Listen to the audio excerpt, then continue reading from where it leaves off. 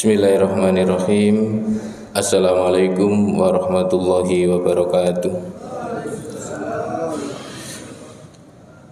Alhamdulillahirabbil alamin. Assalatu wassalamu ala asyrafil anbiya'i wal mursalin wa ala alihi wa ashabihi ajmain.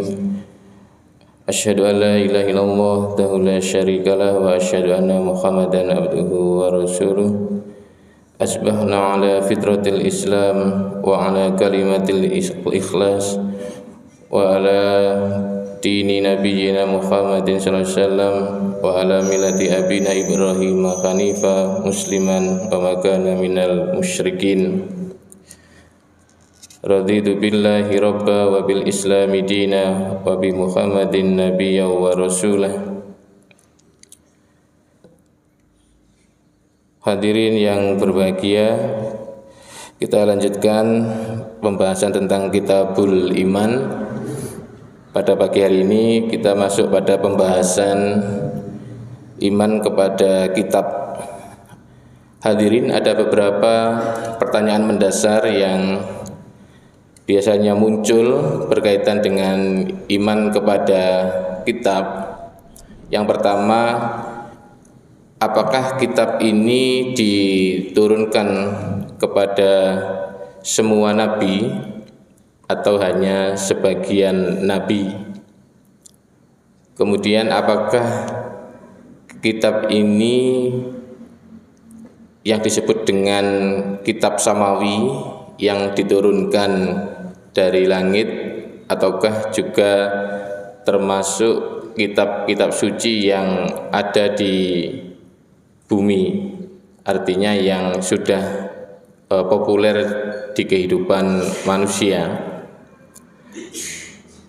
Sebab ada beberapa informasi yang bisa kita ikuti, termasuk saya pribadi.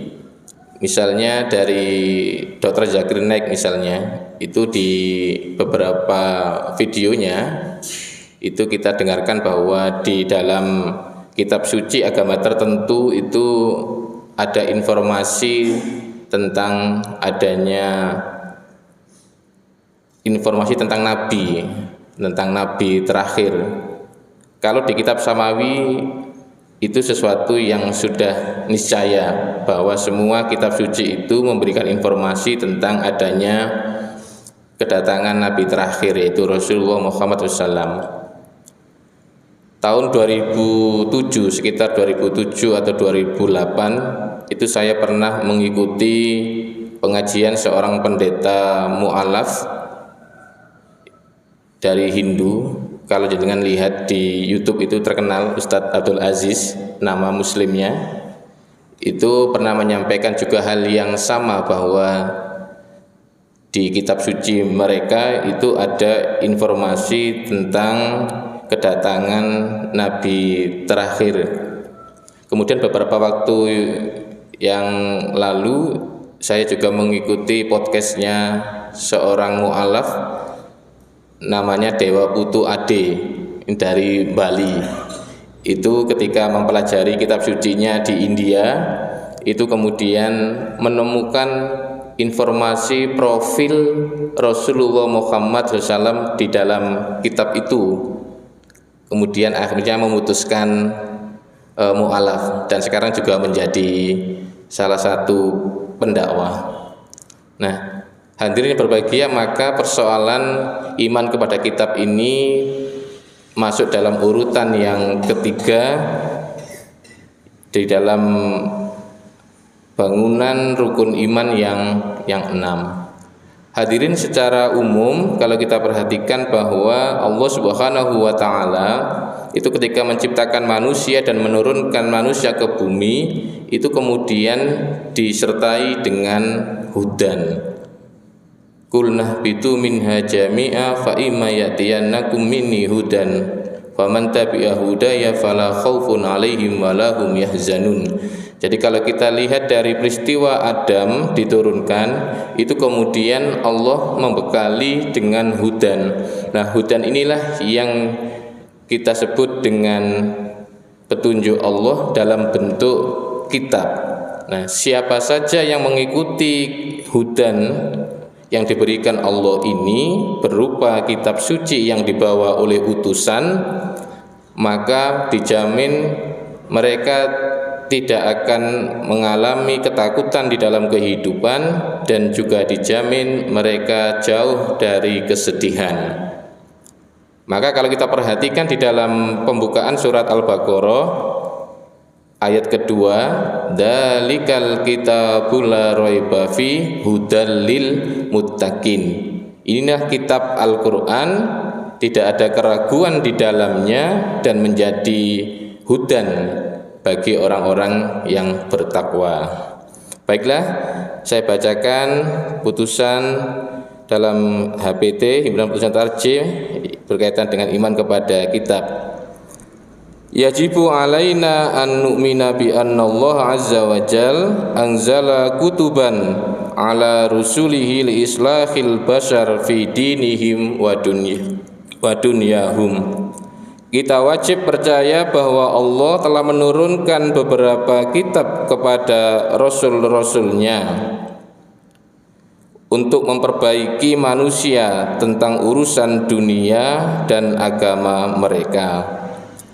Minha diantaranya Az-Zabur li Dawud, wat Tauratu li Musa, wal Injilu li Isa, wal Qur'anu li Muhammad khatamin nabiyyin alaihimus salatu wassalam. Di antaranya adalah kitab Zabur pada Nabi Daud, Taurat Nabi Musa, Injil Nabi Isa, dan Quran pada Nabi Muhammad. Wa annal Qur'an, dan sesungguhnya Al-Qur'an kalamullah wa akhirul kutub, adalah kalam Allah dan akhir dari semua kitab. Al-munazzalati wa annahu yastamilu ala ma lam yastamil alaihi, dan Al-Qur'an ini memuat apa yang tidak termuat di kitab-kitab yang lain. Minasyara'i, mengenai hukum-hukum syariat, wa makarimil akhlak, budi pekerti yang luhur atau akhlakul karimah, wa fadhailil ahkam, dan kesempurnaan hukum. Nah, di dalam putusan ini disebutkan di antara kitab yang sampai kepada kita, di antaranya adalah seperti yang sudah kita ketahui bersama, kitab Zabur, Taurat, Injil, dan Al-Quran. Ada juga yang disebut dengan suhuf, misalnya ada suhuf Ibrahim. Nah, ini informasi yang sampai kepada kita, sehingga kita tidak bisa mengetahui secara pasti apakah semua nabi-nabi Allah yang jumlahnya begitu banyak itu juga mendapatkan kitab suci. Kalau mendapatkan wahyu, iya, semua nabi mendapatkan wahyu. Nanti kita akan bahas di bagian setelahnya.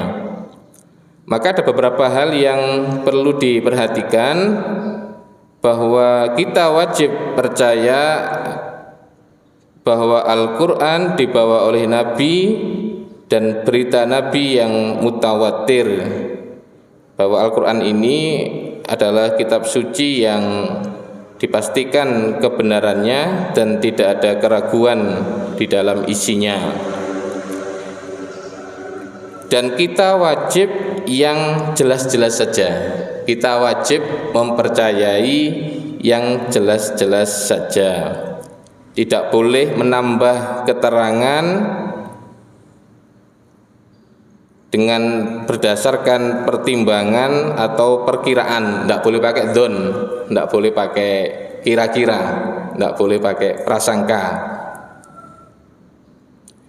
Sebab Allah Subhanahu wa taala berfirman, inna dzonna la yughni minal haqqi syai'a. Sesungguhnya persangkaan itu tidak sedikit pun berguna untuk mencapai kebenaran. Nah, ini kita tidak boleh mempergunakan akal pikiran atau prasangka hawa nafsu untuk mencari kebenaran. Maka kita percaya dengan kandungan Al-Quran.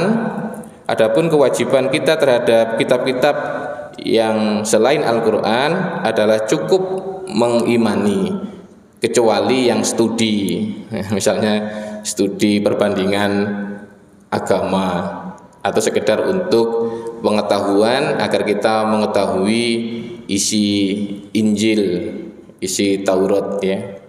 Beberapa masih ada yang ahli di kajian-kajian seperti ini, bahkan juga mereka bisa membaca dengan bahasa Ibrani, bukan Suryani. Kalau bahasa Suryani ada di Dampit ya.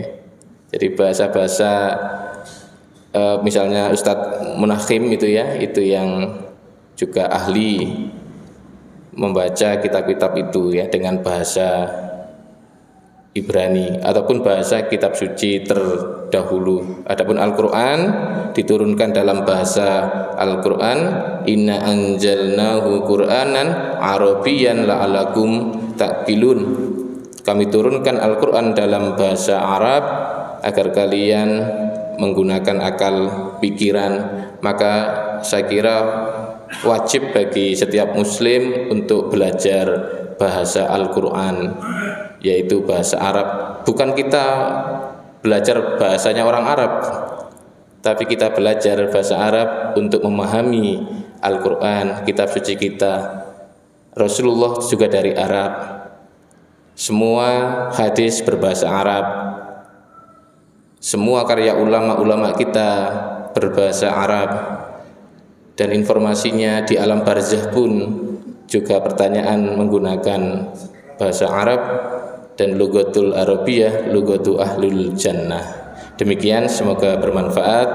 Wallahu a'lam bishawab. Al-afu minkum. Assalamualaikum warahmatullahi wabarakatuh.